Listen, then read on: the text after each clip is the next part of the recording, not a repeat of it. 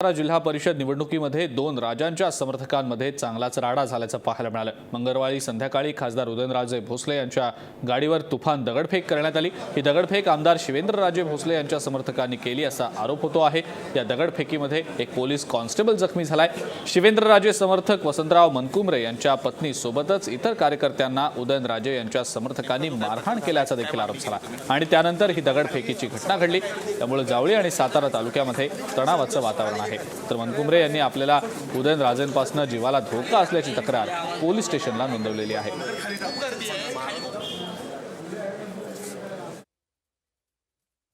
मी काय बांगड्या भरल्या नाही,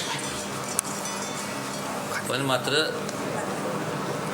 या संपूर्ण घटनेकडे आपण माझी तुम्हाला सर्वांना शपथ आहे, या घटनेकडे आपण एक वेगळ्या अँगलने बघितलं पाहिजे। मी म्हणू शकतो किंवा कोणाला तरी हळूच काळात सांगू शकतो की जावा आणि काय करायचं ते करा, मिळणार काय। स्वतः खासदार असून असा प्रकार करणं हे म्हणजे चुकीचं आहे। त्यांची ही सवय आहे हे आपल्याला सातारकरांना पहिल्यापासून माहिती आहे। निवडणूक म्हणलं की शेवटच्या दिवशी काहीतरी असले प्रकार घडवायचे हे त्यांच्या पहिल्यापासून जे टॅक्टिक्स आहेत हे सातारकरांनी अनेक वेळेला बघितले। नगरपालिका असू दे, विधानसभा असू दे, मागेही त्यांनी प्रकार अनेक वेळेला केले ते आपण सगळ्यांनी बघितले। व आम्ही निषेध करतो, पोलिसांनी तातडीनं या सगळ्याच्यावर कार्यवाही करावी, त्यांच्या समर्थकांना अटक करावी।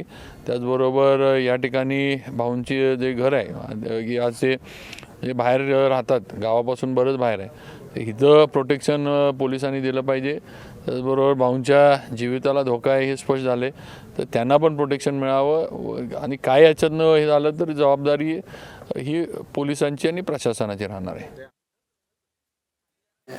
बॉडीगार्ड वगैरे येत होतं, नंतर पोलीस इमिजिएटली पोहोचले होते, त्यांनी सिच्युएशन कंट्रोल केलं आणि जी काय त्यांची कायदेशीर तक्रार असेल त्याप्रमाणे आम्ही कठोर कारवाई करू आणि सर्वांना हेच आव्हान आहे आपल्यामार्फत की अफवावर विश्वास ठेवू नका।